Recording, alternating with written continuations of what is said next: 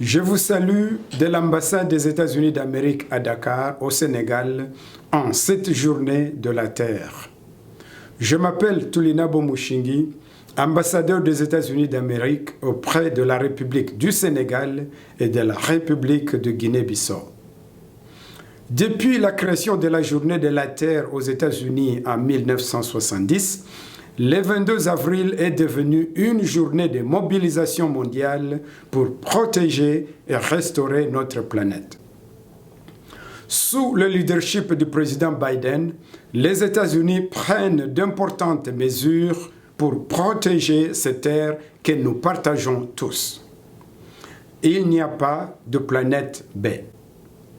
Le président Biden l'a dit lors de son discours d'investiture, je cite, « Nous allons réparer nos alliances et nous allons collaborer avec le reste du monde à nouveau.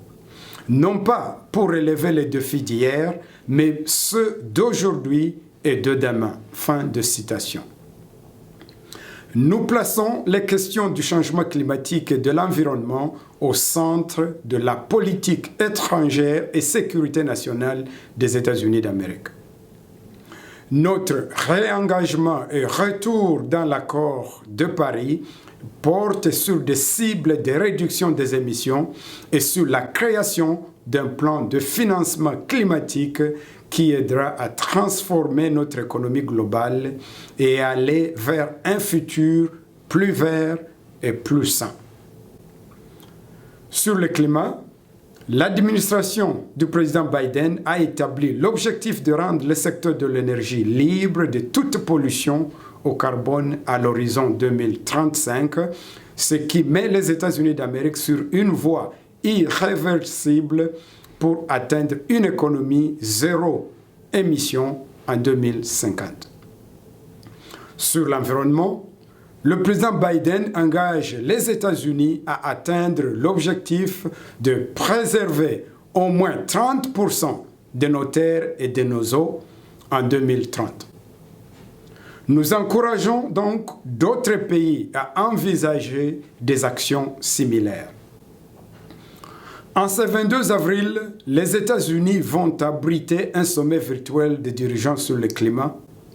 Ce sommet sera le premier d'une série d'événements de haut niveau sur le climat qui culmineront avec la COP 26 à Glasgow, en Écosse, en novembre. Notre objectif est de nous engager et d'encourager nos partenaires à en faire de même afin de relever les ambitions de nos contributions nationales respectives pour 2030 au terme de l'accord de Paris. Nous inviterons également les plus grandes économies mondiales à s'engager, comme nous l'avons fait, à atteindre zéro émission en 2050. Cette action ambitieuse est nécessaire pour atteindre l'objectif global de limiter le réchauffement à 1,5 degré. Au Sénégal et en Guinée-Bissau, nous avons un nombre de programmes pour atteindre nos objectifs sur le changement climatique.